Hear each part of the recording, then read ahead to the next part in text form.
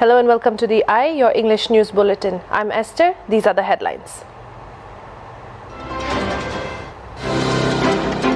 The Central Bureau of Investigation on Thursday filed an FIR against former Arunachal Pradesh Chief Minister and Congress leader Nabam Tuki for alleged nepotism and corruption.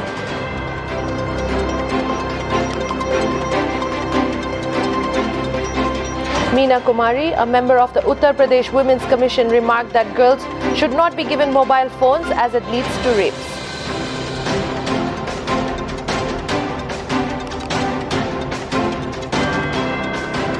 A 35-year-old Chinese national was intercepted by the border security force near the India-Bangladesh border on Thursday with a laptop and passport in his possession.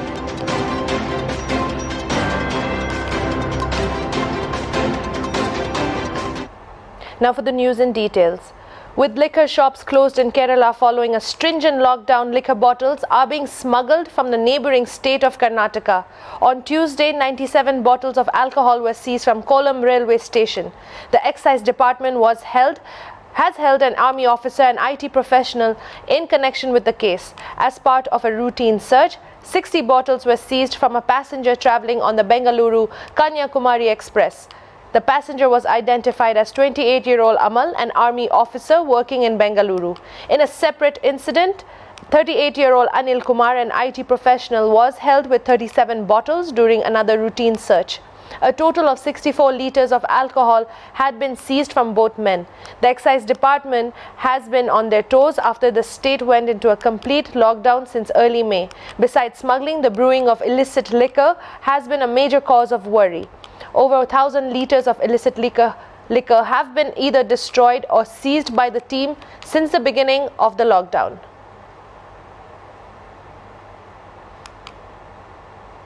After reports in a section of the media highlighting the letter of the Union Health Ministry to states and union territories regarding the even inventory and temperature data of COVID-19 vaccine, the Health Ministry on Thursday clarified that the letter was intended to prevent the use of such sensitive data for unauthorized commercial purposes. The ministry further said that the government's advised to states and union territories to obtain the permission of the Union Ministry of Health before sharing the even data and analytics related to vaccine stocks, and the temperature at which they are stored is solely to prevent any misuse of this data by various agencies for commercial purpose. The crucial information related to specific vaccine usage, trends for multiple vaccines used in universal immunization programs, and temperature-related data is respect to each such vaccine can be used to manipulate the market as well as associated research with respect to various vaccines and cold chain equipments, it said. It further said that it is important to note that the Union Ministry of Health and Family Welfare is using the eVein electronic platform for all vaccines used under UIP for more than 6 years now. Sharing of sensitive eVein data on stocks and storage temperature requires the Health Ministry's prior consent, it said. The data on COVID-19 vaccine stocks, consumption and the balance is reflected on the CoWIN platform and is being regularly shared in transparent manner by the Union Health Ministry with the media and public through weekly press conferences and daily press releases. The Government of India is committed to transparency in the COVID-19 vaccination program, and that is the reason it came up with a real-time ID-based tracking of vaccine logistic up to beneficiaries through CoWIN. The aim is to share the information with the general public on a regular basis.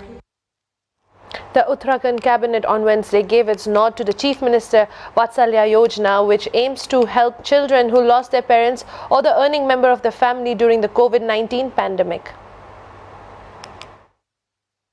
Under the CM Vatsalya Yojana, the government will take responsibility for such children who have lost their parents and will provide assistance of Rs 3,000 per month. Besides monetary assistance, the state government will also provide free education, ration and health facilities till the time they attain the age of 21. In other major decisions, the Cabinet has approved compensation for the people associated with the tourism industry whose livelihoods were impacted by the pandemic. A sum of Rs 2,500 will be provided to tour guides and operators and registered rafting guides by the state for 2 months. The cabinet has also approved the demolition of Garhwal Mandas Vikas Nigam for reconstruction work at Gidarnath, whereas a budget of Rs 100 crore was approved for flood management at Badrinath. The state cabinet also approved Mukhyamantri Swarojgar Yojana Ati Shuksham.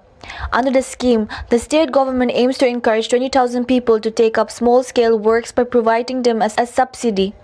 Under the scheme, the government aims to provide a Rs 5,000 subsidy to people who want to start work with an amount in the range of Rs 10,000 to Rs 15,000.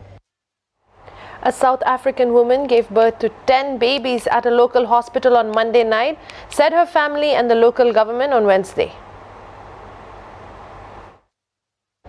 The family said in a statement that they received a call from the hospital informing them of the birth of and got further confirmation from the mother, Koziami Sithole, who was still in pain.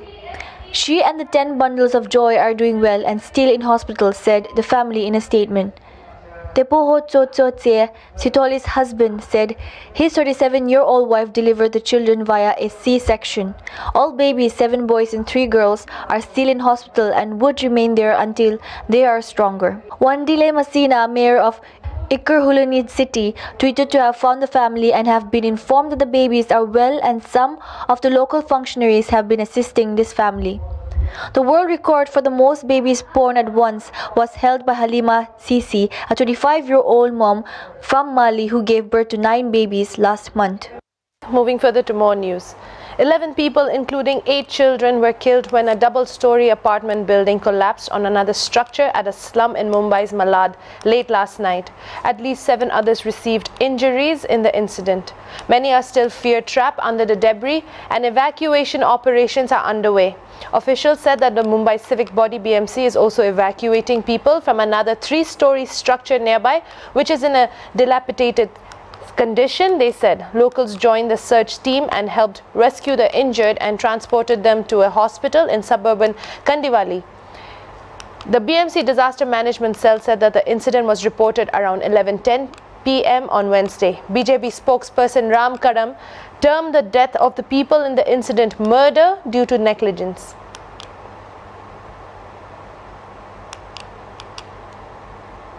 A 35-year-old Chinese national was intercepted by the border security force near the India-Bangladesh border on Thursday. According to initial reports, the Chinese national was held in West Bengal's Malda district near the border following suspicious activities.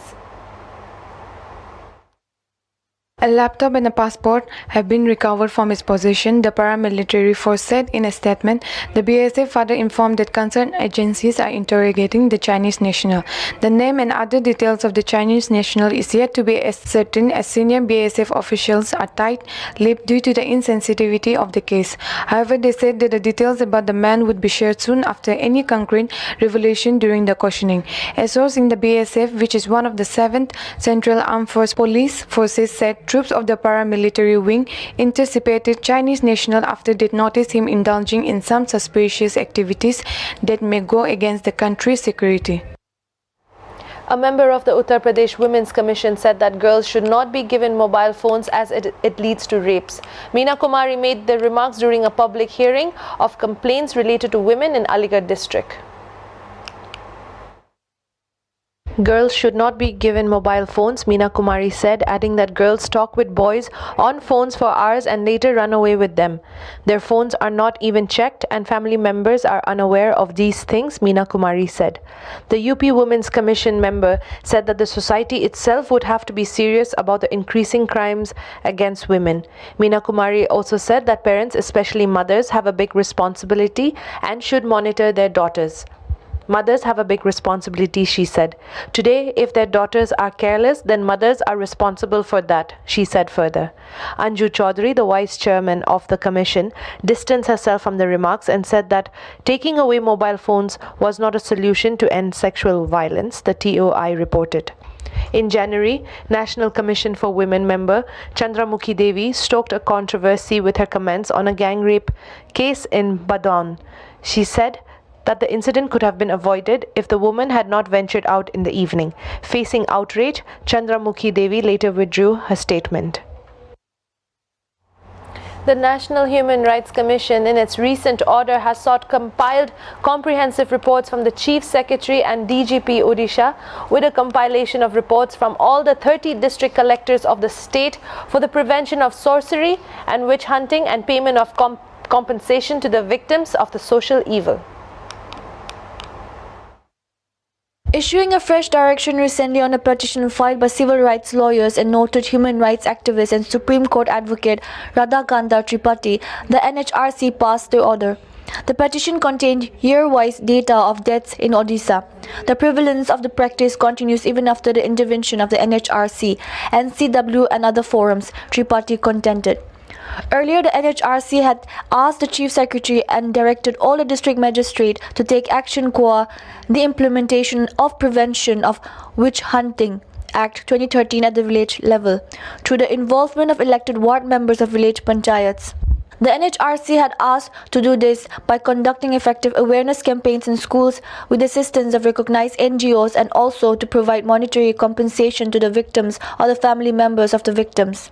The NHRC in its order stated that Tripathi, an advocate and human rights activist, had raised a very serious issue with the Commission qua the murder and killing of people on suspicion of witchcraft.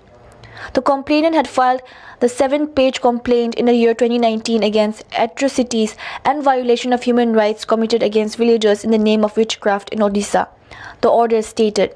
Superintendent of Police Malkangiri admitted that the Adivasi people have deep faith in the practice of black magic and witchcraft practice. Similarly, the Superintendent of Police Sudhakar has also admitted the prevalence of such practice, Tripathi said. Tripathi in his rejoinder reiterated that the state agencies are yet to expedite the probes and trials of offences under the Prevention of Witch Hunting Act 2013. The state also failed to comply with an earlier direction from the NHRC, he added.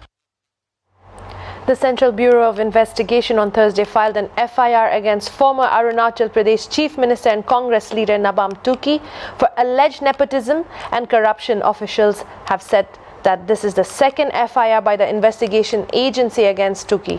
The case is related to a contract for the construction of a Kendriya Vidyalaya school boundary in the Salt Lake area of Kolkata, West Bengal.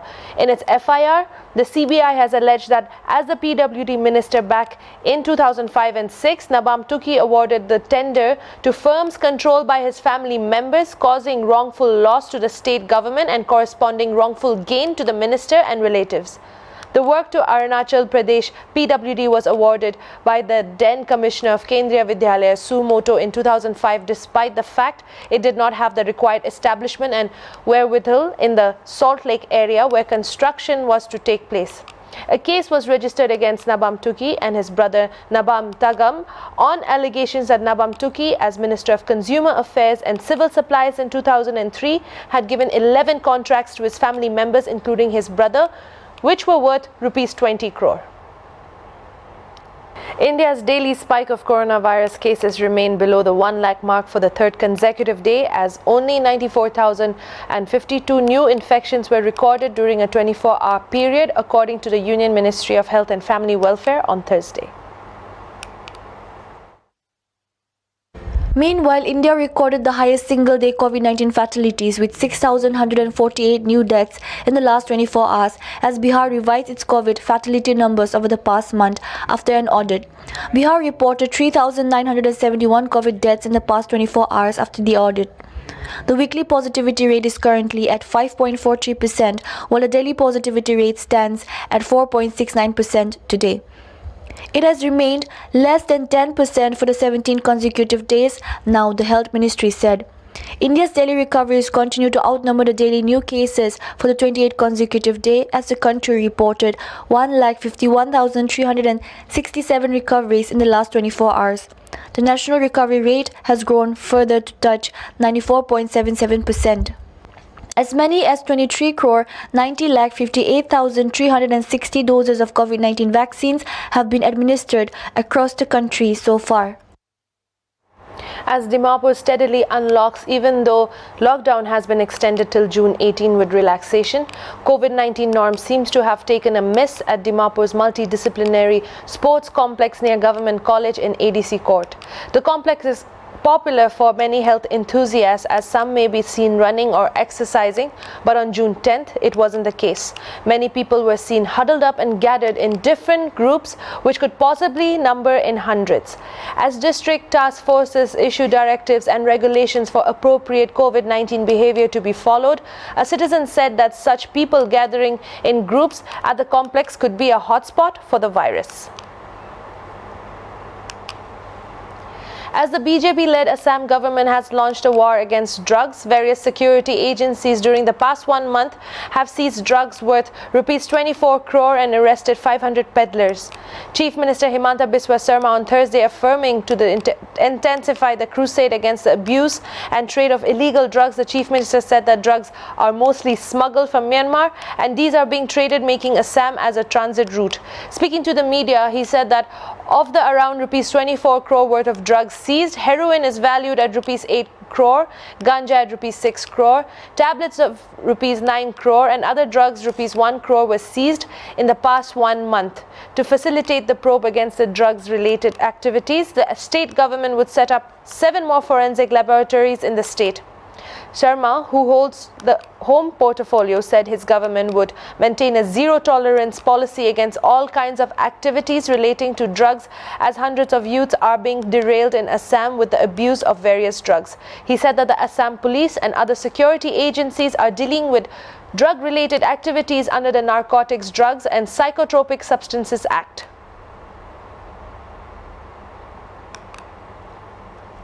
Myanmar's military junta on Thursday leveled new corruption charges against deposed leader Aung San Suu Kyi and other former officials from her government, National League for Democracy. The information about the corruption charges was shared by the state-run Global New Light of Myanmar. The state newspaper quoted the Anti-Corruption Commission as saying the accusations related to the misuse of land for the charitable Daw Khin Kye Foundation, which she chaired, as well as earlier accusations of accepting money and gold. It said case files had been opened against Suu Kyi and several other officials from the capital Naypyidaw at police stations on Wednesday, reported Global New Light of Myanmar. She was found guilty of committing corruption using her rank, so she was charged under Anti-Corruption Law Section 55, the paper said. The laws provide for up to 15 years in prison for those found guilty. Suu Kyi is already facing cases ranging from the illegal possession of a walkie-talkie radios to breaking the Official Secrets Act.